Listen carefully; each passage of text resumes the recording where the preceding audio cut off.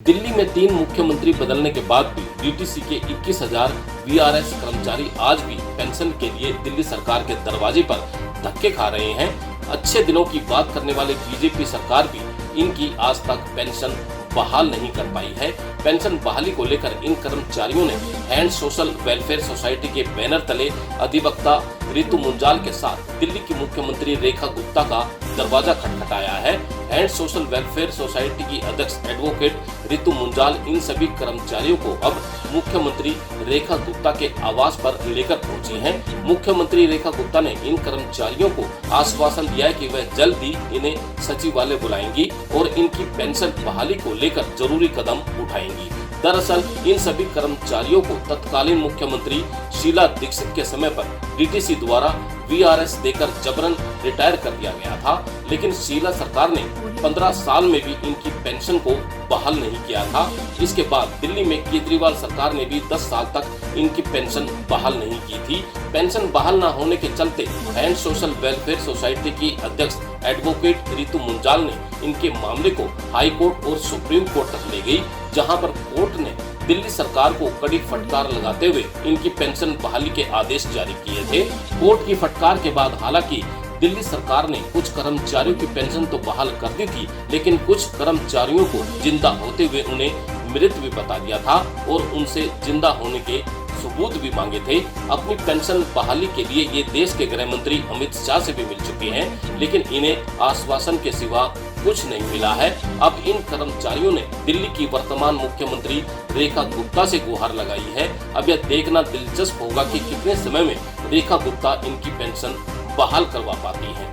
Delhi times 24x7 के लिए सुनील बाल्यान की रिपोर्ट। विभाग जो है कई बार अपने एफिडेविट दे चुका है, अपने हलफनामे दे चुका है, जिसमें ये कह चुका है कि हम लोग आधी पेंशन दे चुके हैं कर्मचारियों को, आधी पेंशन अभी रहती है, उसको हम जल्दी से जल्दी डिस्बर्स कर देंगे। लेकिन ये झूठे हलफनामे हैं, धोखाधड़ी है, डीटीसी के कर्मचारी करप्ट हैं, भ्रष्ट हैं और भ्रष्टाचार के चलते ये काम रुका हुआ है। और न्यायालय में भी इतनी सारी एप्लीकेशन पेंडिंग है। दिल्ली हाई कोर्ट के अंदर ही करीब 2500 एप्लीकेशन हैं जो पेंडिंग है। 450 कर्मचारियों को मैं मर्ज कर चुकी हूँ और उसके साथ अभी 12,000 कर्मचारियों को अब इन्होंने लेटर भेजने शुरू किए हैं, जो ना तो आरपीएफसी की पेंशन उनको देना चाहते हैं ये ईपीएस की पेंशन, और ना ही इनको डीटीसी की पेंशन देना चाहते हैं। जबकि ये कर्मचारी डीटीसी के हैं, इनको डीटीसी की ही पेंशन मिलनी चाहिए, इनका हक यही बनता है। और सुप्रीम कोर्ट भी कई बार कह चुका है कि पेंशन जीने का अधिकार है, इन्हें दे दिया जाए और इनका जो जितना भी पैसा, जितना एरियर है वो भी दे दिया जाए और मेडिकल कैशलेस कर दी जाए। और आज मुख्यमंत्री साहब से भी मैंने यही बात की है कि कोर्ट में तो हमें तारीख मिल जाती है, लेकिन आप हमें तारीख ना दें। तो मुख्यमंत्री जी ने मुझे आज ही सचिवालय में बुलाने के लिए समय दिया है कि आप हमसे आके मिलिए, मैं आपको डायरेक्ट बुलाऊंगी। उम्मीद करती हूँ कि सीएम साहब हमारी बात सुनेंगे। और कोर्ट में चलती हुई लिटिगेशन है, कानूनी प्रक्रिया बहुत पेचीदा और लंबी है, उसके अंदर ना उलझ के सीएम साहब के हाथ में पावर है, वो विद इन अ डे सभी कर्मचारियों के खातों में पेंशन डाल सकती हैं। मैंने अपनी रिप्रेजेंटेशन दी है, उसमें मैंने सभी कर्मचारियों की लिस्ट के साथ सारी डिटेल दी है, जिसमें मैंने क्लियर बताया है कि ये वीआरएस लेकर रिटायर हुए कर्मचारी है, ये धोखाधड़ी का शिकार है, इनको जल्द से जल्द इनका हक मिल जाना चाहिए। और इसमें बहुत सारे ऐसे कर्मचारी हैं जो डिस्पेंस भी हैं और बहुत सारे ऐसे कर्मचारी हैं जिनको ज़बरदस्ती आरपीएफसी में धकेल दिया गया, ईपीएफ के लिए उनका पीएफ काट लिया गया, उनके ग्रेजुएटी के पैसे काट लिए गए और उनको कहा गया कि आपको पेंशन आरपीएफसी से मिलेगी।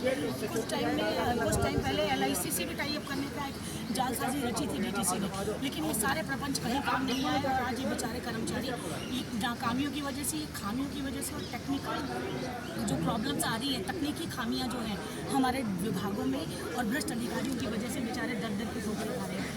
इनका कोई कसूर नहीं है, इन्होंने अपनी पूरी सर्विस की है, इनकी क्वालिफाइंग सर्विस क्लियर है, इनकी date of joining, date of retirement, token number, batch number, everything is clear. और ये बार बार लिख कर दे चुके हैं कि हमें पेंशन चाहिए, हमारा अधिकार है पेंशन हमें दे, लेकिन करप्ट अधिकारी हैं, अंडर द टेबल काम करते हैं, इसलिए सारी मुसीबत की जड़ ये है। और यही मैंने आज सीएम साहब को भी समझाया है, जितना जल्दी हो सके हमें टाइम दीजिए और पेंशन उनके हाथों में डाल दीजिए। ये तो गुंजाल जी, आपने जो बात कही है बहुत अच्छी बात कही है। मीडिया में आप खुल करके बोल रहे हैं और सब कर्मचारियों के साथ है। अगर मान लिया यहाँ से कोई न्याय नहीं मिलता तो ये कर्मचारियों के लिए कहाँ तक आप फाइट करेंगे? सर देखिए, न्याय देना सरकार के हाथ में है और वैसे न्याय क्या की बात करूँ, सबसे पहले तो डिपार्टमेंट का राइट बनता है। जो दिल्ली ट्रांसपोर्ट कॉरपोरेशन है, इनके कर्मचारी ये सीधे तरीके से इनको पेंशन दे दें, हमें ऊपर जाना ही ना पड़े, ट्रांसपोर्ट मिनिस्टर के पास भी ना जाना पड़े, सीएम के पास भी ना जाना पड़े, ना स्टेट और सेंट्रल गवर्नमेंट को डिस्टर्ब करना पड़े, ना ही हमें न्यायालय में जाना पड़े।